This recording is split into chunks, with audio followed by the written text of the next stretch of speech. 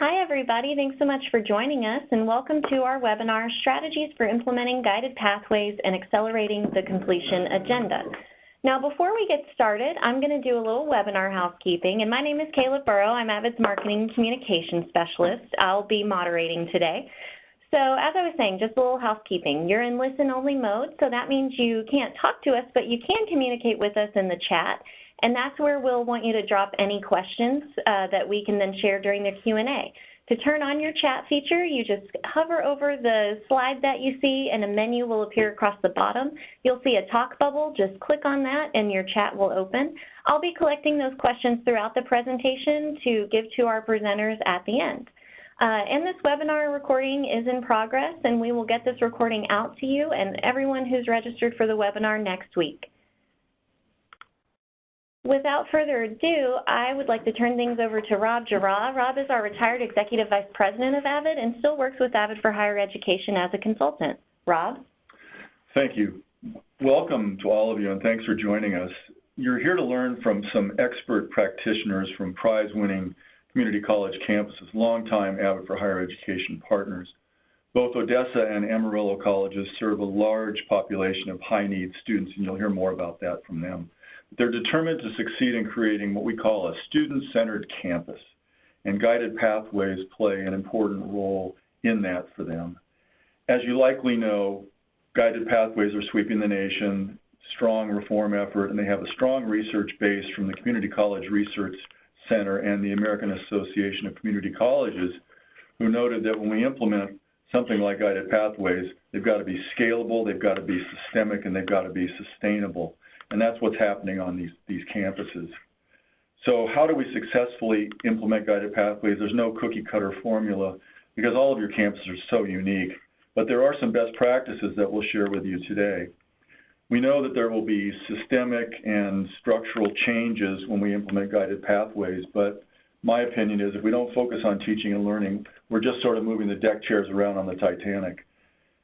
Our presenters will share their best practices from their campuses, especially around guided pathways and the keys to successful implementation. They'll make some recommendations, and they will talk a little bit about how AVID for Higher Ed has supported their work. You'll see a commitment, a high level of commitment to professionalism, especially around high engagement strategies, which underpin everything we do. Now a little bit about AVID for Higher Education. We've been implementing for 10 years across the United States. That's a small footprint compared to the nearly 40 years of overall AVID implementation, but we've had some great success. We're focused on two things, student success and teacher preparation, and 50 campuses in 17 states, split pretty evenly between 2- and 4-year colleges and universities. And we do have some compelling third-party evaluations by the Gibson Group, which are available on request from you. When we work with campuses, we focus on a holistic approach, integrating work for both the academic side and student services, a holistic set of professional learning structures. One of our important, of course, any initiative is going to require strong faculty development, and our evaluations tell us that the high engagement strategies we use, the faculty are using them, and they are making a difference for our students. One thing that's unique about AVID's work is the focus on the Socratic tutorial model. We really want students to own the learning. We want to train them so that they're academically proficient and not reliant on their tutors. Of course, we work with first-year experience courses, also do adult ed transition course support. We help with design of new courses, but also support existing courses. We do a lot of training, and you'll hear about this from our presenters, with advisors, enhanced with our philosophy of rigor with support. And finally, we do a lot of co-curricular work, supporting students outside the classroom as well. All of this is underpinned by our high engagement WICOR strategies, writing to learn, inquiry, collaboration, organization, and reading to learn. We offer about 50 different professional learning opportunities for our campuses. We also want to take note that Dr. Betty Crone is with us. She's the director of AVID for Higher Education. We're fortunate to have her with us in San Diego today. Well, that's enough from me. I wanted to give you a little context. We're so pleased to have one of our national demonstration campuses, Odessa College, represented by Christy Clemmer and Dr. Diane Carrasco-Jaquez. So thank you for joining us, and I'm going to turn it over now to the folks from Odessa, and I think Diane is up first, I believe. Yes, thank you, Rob. Thank you, everyone, for joining us today. I'm really excited to be here with Christy and share our story and our journey. Before we get started, I want you to take a moment to jot down this question, because anytime you want to start a conversation, a discussion, a lecture, you always want to make sure people have a focus. And so think about current systems that you have on your campus and how you may be able to leverage them to improve or develop guided pathways. So this is just a snapshot of who we are. We do typically have an enrollment of 6,500, annual 9,000. We have more females than males. We are a Hispanic serving institution, and the majority of our students, are full-time, but we do have part-time students, and many of them work full-time. So we have students who face some of the same issues and barriers that you may experience on your campus. And right in the middle there, you can see our success numbers that we will get to at the end, just a preview. So before we started Guided Pathways, it's been a long journey for us. So we're going to share our story in the way that it should be done. Some of the things that we did were like, oops, we should have done this first or that.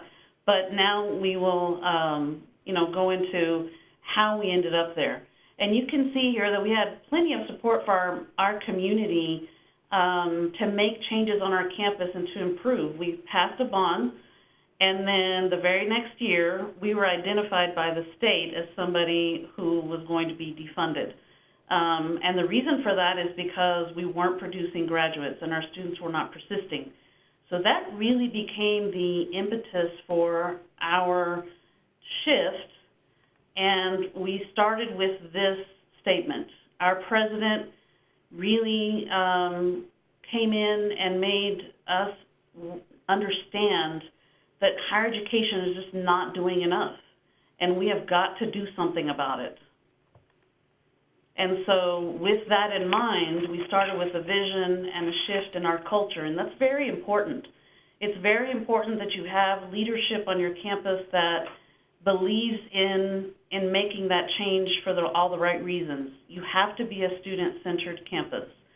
And the way we did that is by starting with a culture shift and putting our eyes sort of on the prize of becoming the best community college in the nation, because our community deserves that. They deserve nothing less.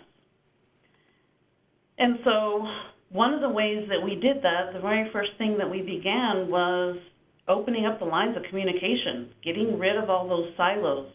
And one of the ways that we did that was to implement a program called OCLN, where we have different events that happen during the day, events that happen in the evening to support our students, such as sporting events, plays, concerts, anywhere that we can attend where our students are participating in extracurricular activities.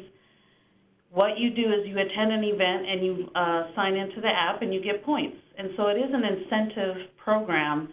And if you meet so many points every 8 weeks, then you are eligible for a gift card. Well, actually, you do get a gift card. At the end of the year, if you've done all of the minimum numbers, then you do go into a drawing for a $500 bonus check. And so it has sparked that competition. People bring their families. And, some people attend more sporting, some people attend more plays, depending on what they like. The point is that we spend a lot of time together, and we also spend time supporting our students. Hello, this is Christy Clemmer. I work in the Pathways Advising Center here at Odessa College, and I'm pleased to get to share some of the things that we do on the staff side here at Odessa College with you today. So we have a program called the Drop Rate Improvement Program that Diane will talk about further on in the presentation. But in that program, we have faculty commitments to our students. We recognize that we also needed staff commitments to our students. so that we could kind of have a mantra on doing everyday business. And when you look at these, they're not something that's uncommon in the student relationships that we all have, to make eye contact and smile, to recognize that good or vulnerable behavior and celebrate or intervene. Many of us have mental health facilities on our campuses as far as a licensed professional counselor, behavioral intervention team. And we also have ways to celebrate good behavior by giving a shout out, sending students an email. Also engaging students by establishing a personal connection, because we know that that relationship sometimes is the game changer that really encourages them to complete. And also by changing our practices to be very clear and coherent, so that they don't have a barrier every step along the way, from when they come in through admissions, when they come to advising, when they're trying to graduate. We try to get everything, see everything through the eyes of the student and how we can better be student-centered. So some of the things that we have on our pathway to completion for students, to get them prepared, the first thing that we do for students is offer them a first class free. So this is basically a low-stakes way for students to come in and try a class. Maybe they haven't filled out financial aid yet and they still want to get started, or perhaps they're just really intimidated. They've been out and they're a non-traditional student, and that gives them a way to come in and really experience it and not feel so pressured. We do have dual credit that is supported by college to career professionals that are in the high schools that work with these students and also help them along their pathway. And when the students come into the advising center, we have student success coaches who serve as our advisors. And this says meta major, but we have since changed, all of our programs fall into schools. We have 5 schools. And everything that the success coaches do is contextualized with their school. So we offer our freshman seminar course, which is called Strategies for Success, that all of the students that report to a success coach are going to be into those schools, and everything is very programmatic level. So you would be able to get expert advice from the source of the expert, rather than going to a generalist who can speak a little bit about each program but not in depth. One of the most exciting things that we do on our campus is a program called Drive to Success, where at the end of the year we give away a Ford Mustang. For our 10th anniversary, we actually gave away a Ford Mustang and a pickup truck. This is Texas. So we were able to do that. And what it is, it's an incentive program for students. When they're doing the right thing, they get basically earn points to go towards the end of the year drawing. If they go to tutoring, they get points. If they register for classes and have a certain GPA, they get points. And a faculty can even nominate these students for points. And so all those points go into a hopper, and we all have a really big celebration at the end of the year when a car is given away live on the news. So that's exciting. Some of the other things we do for progress is we give away academic progress scholarships to students when they reach certain milestones. At 30 and 45 hours, they receive a discount on their tuition. We have a faculty mentor program for our students within the schools. We have a program where the success coach and the faculty mentor work together to support the students. And that might look like, career conversation, or that might just be how to navigate college. Pretty much anything you could imagine our mentors have assisted the students with.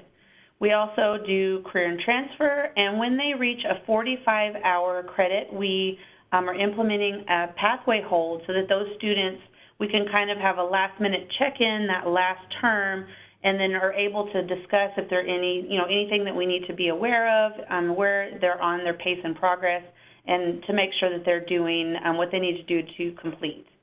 And then finally, we have a cap and gown reserved for them. It's part of the tuition that they pay. So at the end of their journey, they don't come to find that they have to purchase something else, and that might be a barrier to them. So we removed that, and it is something that they can just go pick up in the bookstore. So that's been really exciting. We've actually seen more students participate, and we would like to think that that is because that is something that they get for free. We do transfer advising, and we also have some career placement through our internships and other programs on our campus. These are some of the systems that we have in place to support students and be more student-centered. The Wrangler Express Center serves as our one-stop shop. It has non-traditional college hours, and so students can go in there from the morning to 7 p.m. During the weekdays and also on Saturdays. It's also open on days during spring break and days during the holiday break. And it is a place where they can do pretty much all the business that they need to do, advising, admissions, all the things that they could do in our building.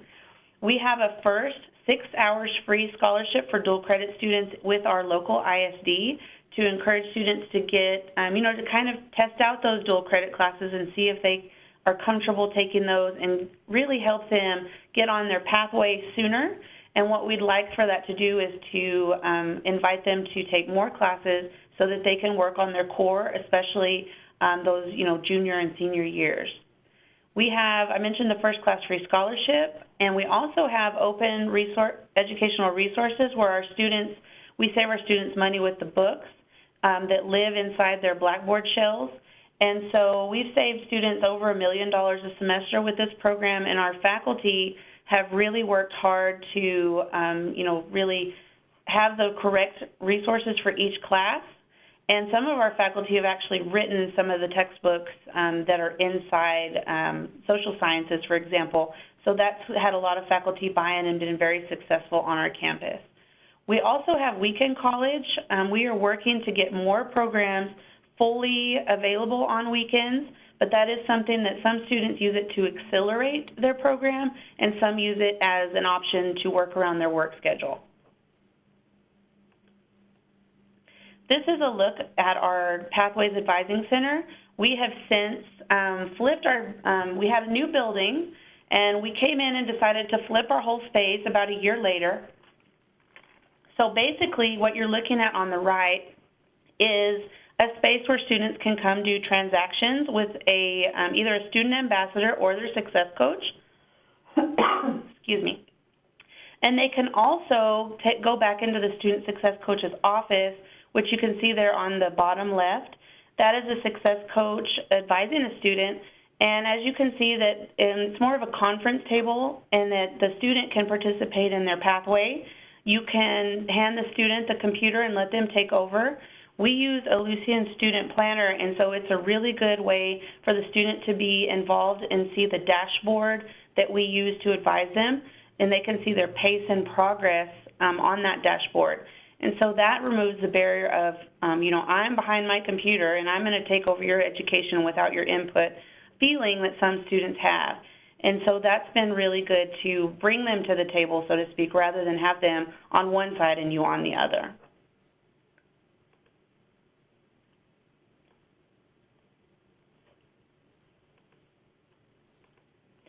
So as I mentioned earlier, we went from meta majors to schools, and this is something that we've been really able to contextualize across the board. So we have a student success coach or two assigned to each one of the schools, and what we do is work together as a team across the advising relationship, and this allows us to fully contextualize the advising relationship in the freshman seminar course. As I mentioned earlier, we do have a set of staff commitments, and here are our student commitments. And some of these are really aligned well with AVID. So number one is commit to completing what you start. Number two is commit to attending class and attempting each assignment. Number three is commit to asking questions and using support resources. So we support the culture of inquiry. And number four is commit to developing well-organized and disciplined work habits, which we know goes well with organization. And so our Student Success course, our freshman seminar course, is something that's mandatory for all incoming freshmen. This is a course that provides the foundation of AVID while also being contextualized with the schools. And so, for example, in our health sciences area, our success course looks a lot differently than it does for business and industry, while still supporting the student with the AVID strategies and high engagement learning that they require to be able to persist in college. And we found that that combination has really helped us with persistence. As you can see there, it's 81.4%. And we attribute that to both having the pathways broken down the way they are amongst the schools and our AVID relationship to provide those students with the foundation for learning.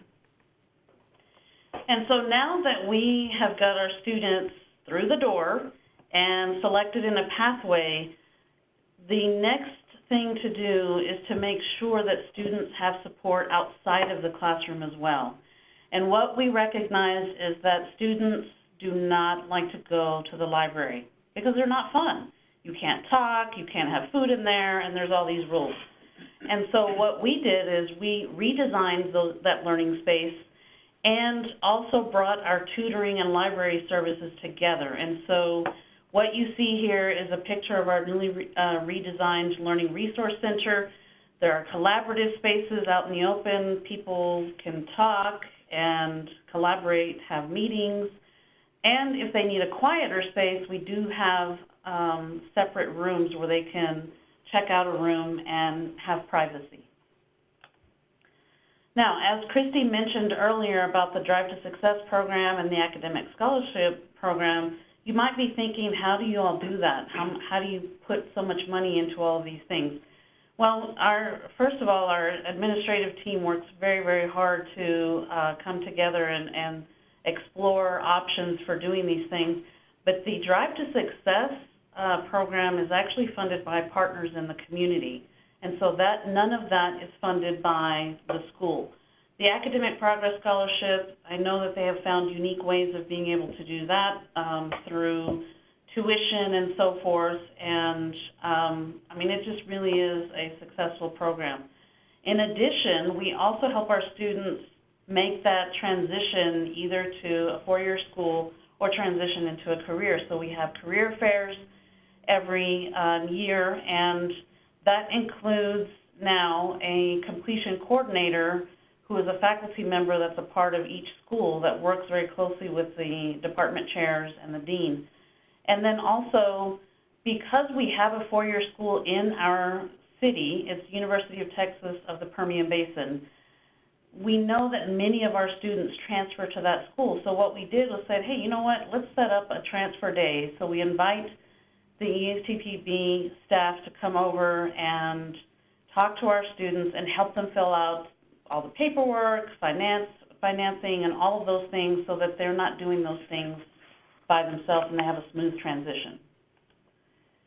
Now, we've talked about the staff commitments, student commitments, and Rob mentioned earlier that we really need to press forward with that teaching and learning agenda, and we do. As part of the Drop Rate Improvement Program that began here in 2011, these are the 4 commitments that are expectations for our faculty. Now, reading through them, they really are a way for faculty to engage with students. This program is simply improving the connection between faculty and students, because if the students know that you care about them and you care about their success, then they're going to be more likely to perform for you and less likely to disengage and stop coming to class and those things. So when we created that program, we said, well, not everybody has the appropriate tools and resources to implement these 4 commitments. So we really dug deep and said, we really need to have a division dedicated to teaching and learning. Because when we first started this, it was simply an associate dean working with another associate dean, and though it worked, there was not a huge cohesive standardness to it. And now that we have this division, there is. And what it involves is the student learning resources area that I mentioned earlier, as well as the faculty support area. And so there's required training that we have for faculty. They come in and learn about the 4 commitments, and then the very next thing they do is learn about all the different high engagement strategies that AVID has to offer. And so when we started AVID in 2011, We started it off pretty small and started with small cohorts of faculty, but by the time we got through 2 semesters of that, we had faculty requesting and asking to be a part of the AVID training. And so that's when the fall of 2012 is whenever we went full implementation. And what AVID has done for us is provide a framework for professional development and learning for our faculty. And because of this ongoing professional development and teaching and learning division, what our faculty have been able to do is outstanding. They have developed classes that are framed around outcomes rather than just chapters in a textbook, and now they really own their classes, and it made it much easier for us to transition to the OER initiative that Christy mentioned earlier. And so as we implemented in 2011 and 2016, we became the first AVID for Higher Education National Demonstration Site. It was a very proud moment for us. Our faculty and students worked so hard, staff, everyone on campus is just, as I said in the beginning, we're all in. And when you have a campus that communicates, has broken down the silos, and really is all in for the students and nothing else, this is the type of result you can get. And so I mentioned about the ongoing professional development. This is something that the Teaching and Learning Division does.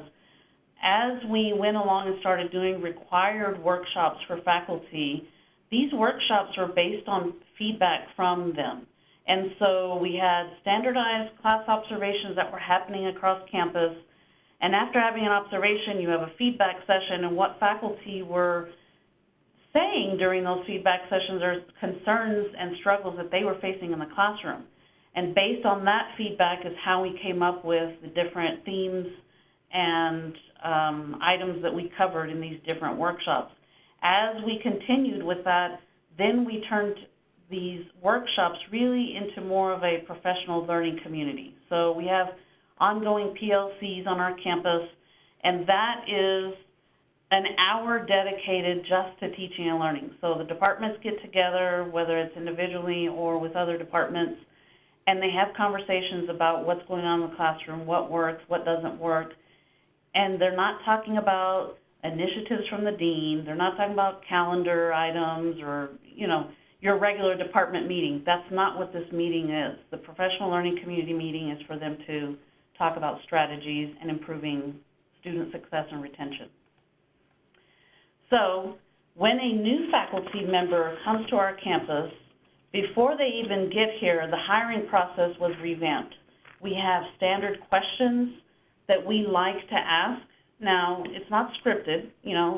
Search committees can ask certainly other questions that they want to ask, but we felt it was important to come up with some criteria to ensure that this candidate is going to fit our culture.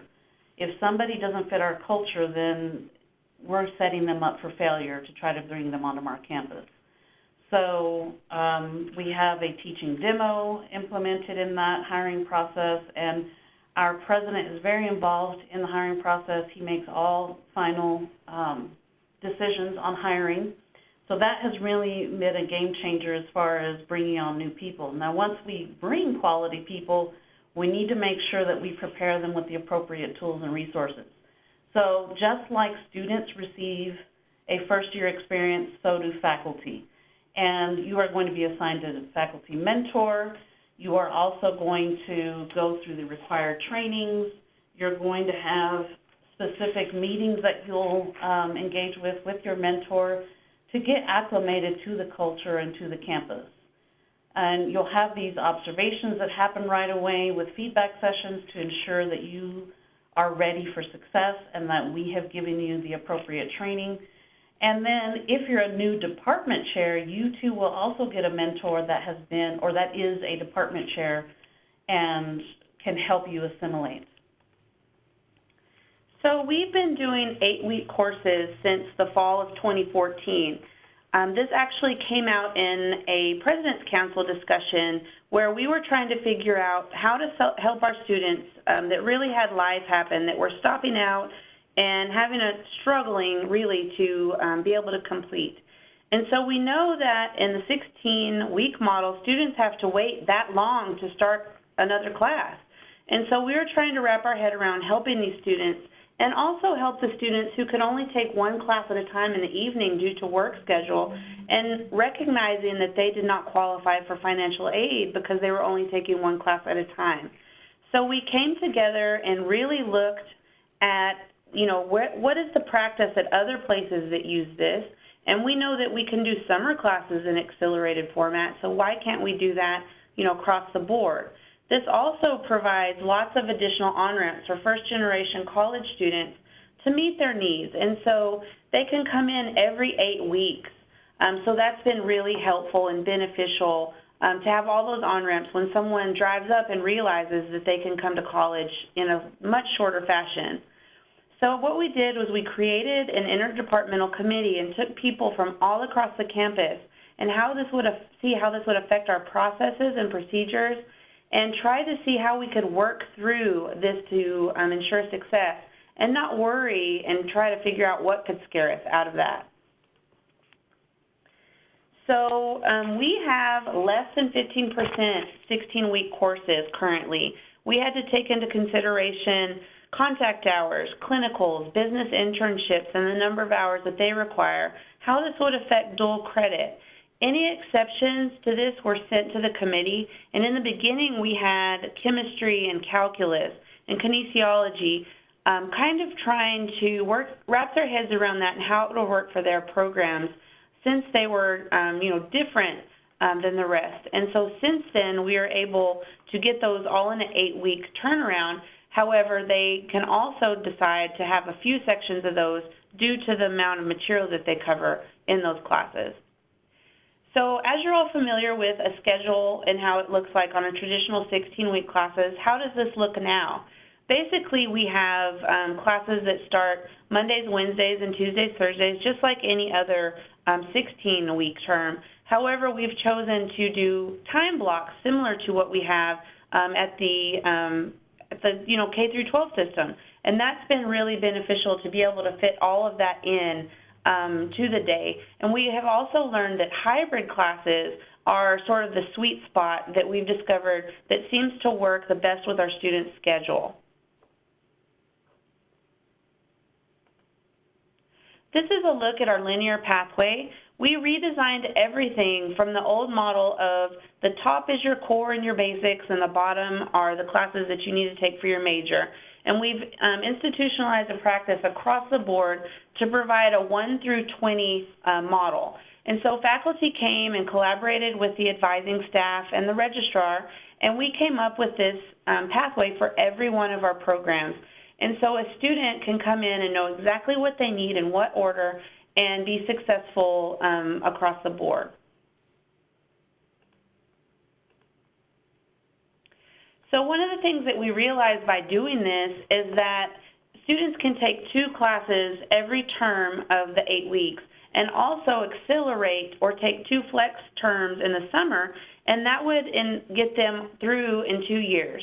And so that was kind of a game changer when we started looking at scheduling and how students identify, instead of having 4 tests all due in 1 week and essays and everything else, they could really complete 2 at a time and be much more successful. So you can see here, when we started this back in 2014, we really didn't know what kind of results we were going to get.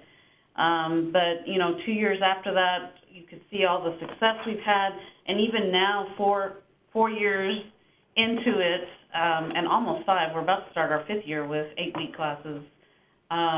We have had a lot of success. You can see that we have eliminated gaps between all the different categories that you could possibly disaggregated data, and this is just talking about 8 weeks versus 16 weeks.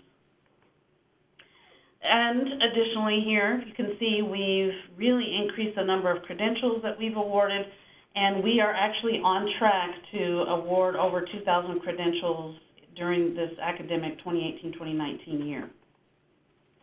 And so because of all of this success, all the hard work, we have been recognized by the Aspen Institute twice, 2017 and now in 2019, and lots of hard work, lots of good celebration for our students. And now we get back to the essential question where we started. Seeing and hearing about all these different things that we've done on our campus is not going to look exactly the same on your campus, but perhaps you've had a little bit of time to think about what you could leverage on your campus. Thank you so much, Odessa colleagues, and congratulations. You've gone from the brink of being defunded now to an Aspen Prize winning campus, and we know it was just really easy to do that, no problem at all, right?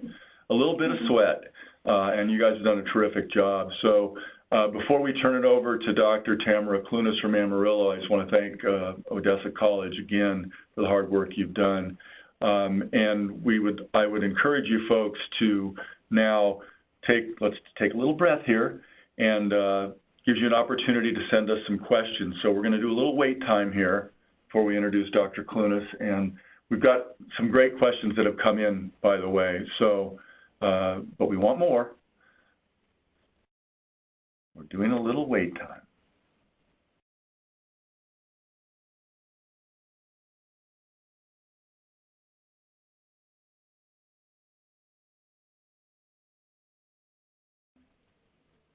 Okay, you'll still have an opportunity to send us questions. And now it's a great honor to introduce Dr. Tamara Clunas, the Vice President of Academic Affairs at Amarillo College, another high-performing and highly certified AVID for Higher Ed site. Dr. Clunas, welcome, and thank you for being with us.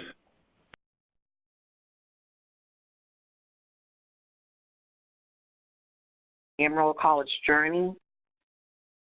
As it relates to our work with redesigning our student success path for students. Amarillo College has been working on this work with AVID for many years now, and we're starting to see the fruits of our labor, and it's really, really exciting time for us. One of the things that Amarillo College has done and that really drives our work that goes back to my time with Amarillo College has been about how important our college is to our community.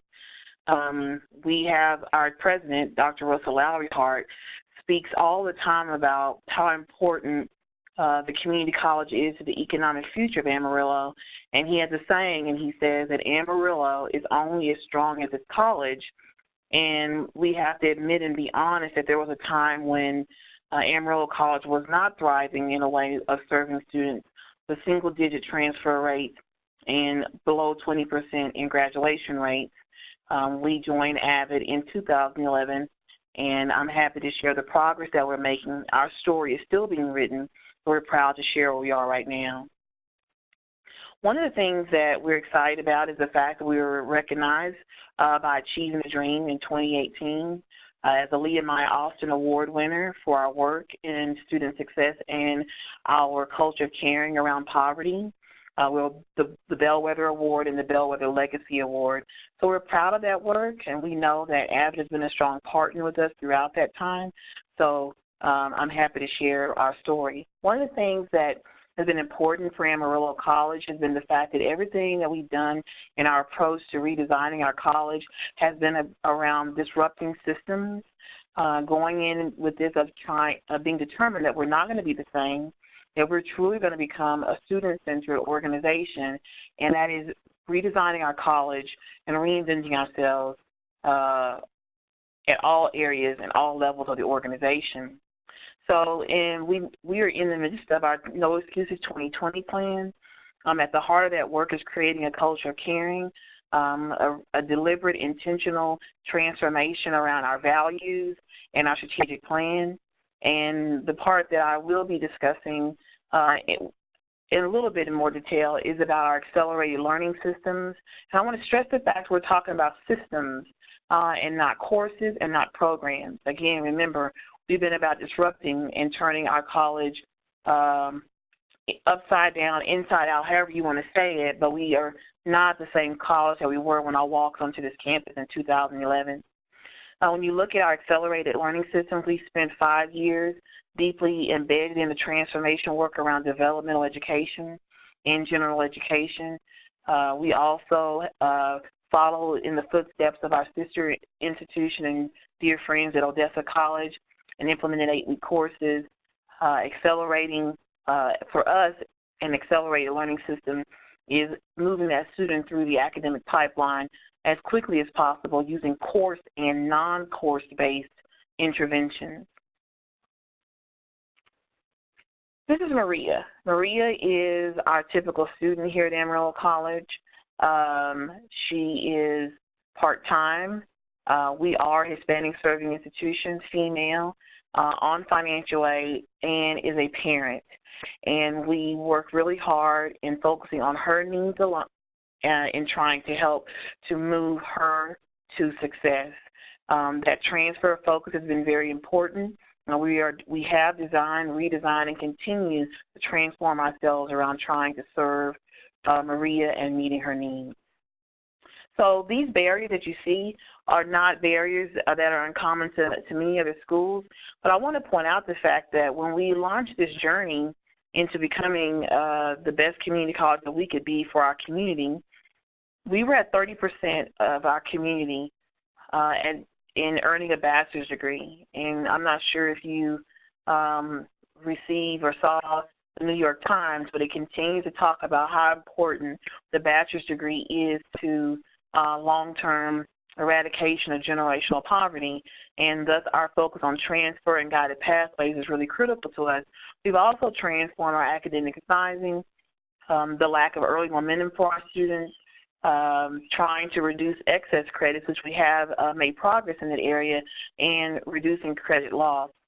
In the 2019 Almanac for the Texas Higher Education Coordinating Board, we improved our graduation rate from 2018 to 2019, 15 percentage points. So we're really excited about that. This is the first time we graduated the largest graduating class at Amarillo College, and it's nice to be moving forward in a way where you have to have 2 graduations because you have so many students that are graduating from your institution. So these are definitely great times.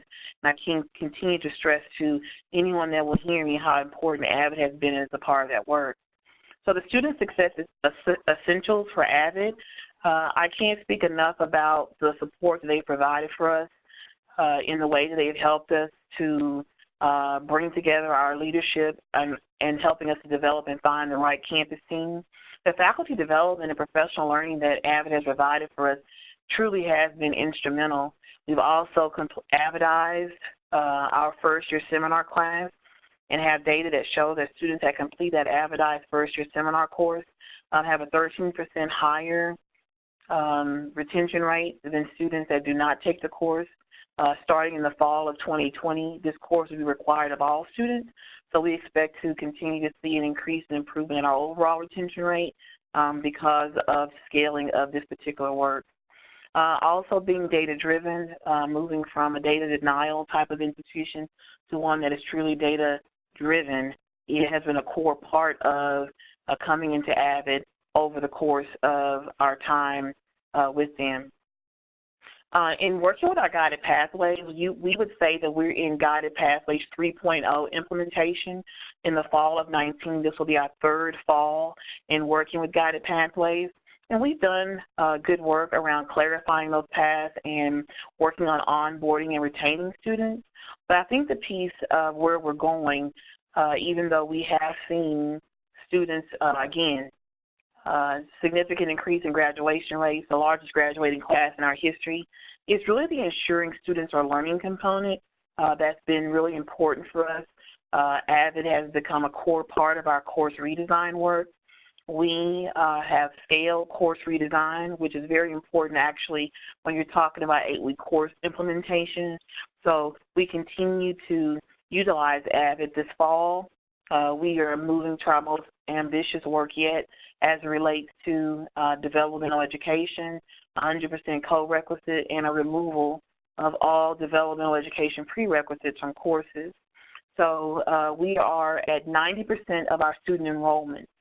90% of our enrollments are in 8-week courses, and our student success has not decreased. Our course success has increased, and the comparable data between 8-week courses and 16-week courses shows a substantial increase in our student success.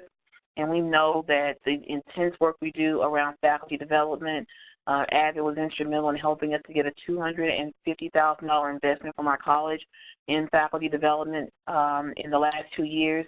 So we're really grateful for that and continue to write our story in student success. This is our life cycle of how we work through students under guided pathways. We are really trying to make sure that in an 8-week cycle that we have students that have more definitive information to make the right choice about which academic career community that they go into. And we use our Success 360, which is this full wraparound exploration event for high schools. We continue to push progression and acceleration through our 8-week courses, centralizing academic support and embedding academic supports within the classroom, and taking high-impact practices through our course redesign into those classrooms, and removing the life barrier because of our students that are in poverty, and then using our success teams that are a part of our first-year seminar class to try to help our students to be successful. And it is having that impact on completion. And then wrapping around that life cycle is the connection and relationships, because one of Amarillo College's core values is family and preparation, in that we do not charge students for most of the non-course-based remediation that we have. Students have the opportunity to come to Amarillo College for free and take participate in numerous interventions at no cost in order to close those remediation gaps before we put them into embedded supports in the general education core in our technical and health science programs. And the part that we continue to celebrate is the fact that when we started at Amarillo College, we were in the 20% rate as far as single digit in transfer and about 15% in graduation. And we have now moved in 3 years to 48% completion. And we are determined to meet our goal of our No Excuses 2020 plan of 70% completion. We know that we are on the right track, and we'll continue to use AVID, and they're a core part. They're a partner with us in this work, and we're excited to celebrate where we are at this time. This is just a small snapshot, a short snapshot, I should say, of the Amarillo College story. I'll be in San Diego on September 27th to present a Guided Pathways workshop where I will go into far more detail about the Amarillo College story and our journey to student success.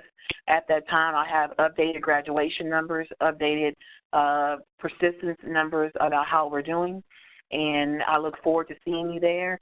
I will be going into detail about each of the Guided Pathways principles. We'll be looking at how the Guided Pathways works in concert with equity, and I'm looking forward to working with you, and I hope to see you in San Diego September 27th. Thank you. Thanks, Dr. Clunas. And you said something that really resonated with me, and that's both of your presidents, Dr. Lowry Hart at Amarillo and Dr. Williams at Odessa College, are really focused on eradicating that generational poverty which haunts us as a nation. And community colleges can play such an important role in that. Folks who registered for this event will be getting a flyer with registration opportunity for the event in San Diego. So thank you again to our presenters. We had a number of questions that were sent in to us, and I think the first question, and I'll direct this first to Odessa, and then Dr. Clunas, you can follow up.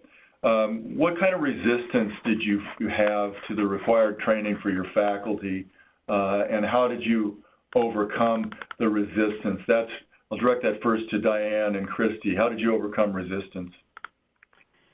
Thank you. Hi, this is Diane. I think that the resistance initially came with the class observations. So when we got through that piece, what I realized is that, when you would come in for the feedback session, you would talk to people, then they would open up about what they felt like they were struggling with to get their students to do things. And, you know, my students just don't want to do their homework, or they don't want to do this, they show up late. And so what I would do, and the other associate dean would do, we would ask them, okay, well, if you're having issues like this, let me give you some, you know, quick tools that you can use, something really quick to implement. And so that conversation happened first, and then afterwards, when we started doing the workshops, you know, people, I think at first I'm not saying there wasn't any resistance, but I would think it was not as bad as what I had experienced before with the class observations, because by that point we had already established relationships with faculty, even the resistant ones, because you're going to have the cave people, colleagues against virtually everything. I mean, they exist, and it's okay. You just got to love on them, and you got to be patient, and you just bring them along for the ride. And to me, what happened during that time is that the resistance came from, oh, well, I can't make it at that time. Well, I recorded the sessions, and so all the recordings were made available online, and then they had to reflect on how they would implement in their classroom. So what that did was establish that closing the loop, because then I would go back for more observations if I found like somebody was struggling. Then I could ask them, well, you attended this session, and this is your reflection that you put. Talk to me about why you're still struggling. And so more truth would come out. And so I think it's just the way we connect with our students and relate with them is what you have to do with your faculty. You've got to have somebody that's going to be able to accept people that are angry, passive-aggressive, whatever, and then just let them throw their little fit, and then they're going to be okay. You just have to remain calm and keep going, if that makes sense. I love it. Yeah, just loving on them. And then and you also have support structures, very specific support structures for your faculty. And it's hard for us as educators to be vulnerable about our work. When we start to make the work public, that strengthens our work, but it also requires the relationship building that you guys have done, Diane, so thank you for that. Dr. Clunas, do you want to add anything about overcoming resistance? Yes, just really briefly. One of the things that we had to do was to really focus on the fact of not fearing the voices of those that had concerns. We spent a lot of time listening and honoring those concerns and trying to use the data to help people to understand. And when faculty had questions and pushback, it wasn't about us. It was about the data and what did Maria need. And so just really making sure that we always focused on putting forth the data, having data summits, sending and partnering with our institutional research to go around to every single department and allowing them to have that specific time to ask their questions. It went a long way to getting faculty on board and understanding what they're needing. And I consider myself to be a faculty advocate. We cannot do the work of Guided Pathways without them. And so I continue to believe that establishing the relational capacity component is important. And if we don't have everyone, we're not going to have everyone on board. We also focus on civility, to be quite honest. That it's okay to not be on board, but if we have to be professional in how we communicate, we have to be civil when we're bringing forward our concerns. Thanks, Dr. Clunas. And I think your work in developing the academic reading book for us and doing the trainings that you do across the U.S. in academic reading, I think makes a big difference. And it really allows you to be focused on the work, working on the work with the faculty. We had another question, and I'm not sure we know this, but I'll ask first the folks at Odessa. Have you been able to track your students transferring to, let's say, UT Permian Basin to know what their persistence rate is once they get there? So hi, this is Christy. One of the things that we utilize is the clearinghouse software that's out there. So we do have some, some data, and also what we'd like to do is partner with the university and ask them to provide us with the students who have applied and then we can get some information there. But that is a struggle to because the clearinghouse is a few years behind in some cases, and so it's more anecdotally, but we do know that once our students from OC go to UTBB, and they persist, they are persisting at an 80% or higher level, but we don't have all the data that we'd like to have, and so that's something that we're working on with our partnership with the university.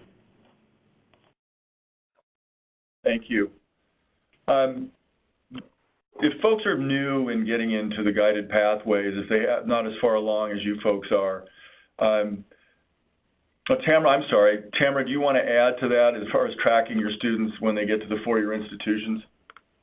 No, we have the same issue of the lag time with the clearinghouse. It's the same as what Christy indicated. Thank you.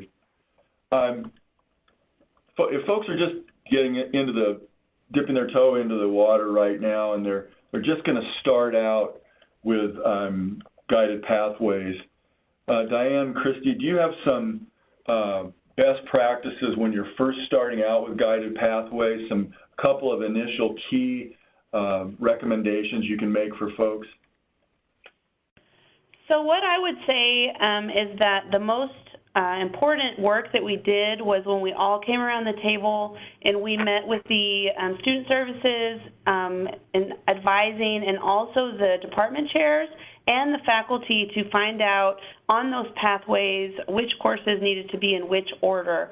And that was a conversation that had been done, in good advising practices, but it was not an institutional requirement that we did it that way. And so that really provided the foundation of how to move forward and support the students, because that guesswork was gone.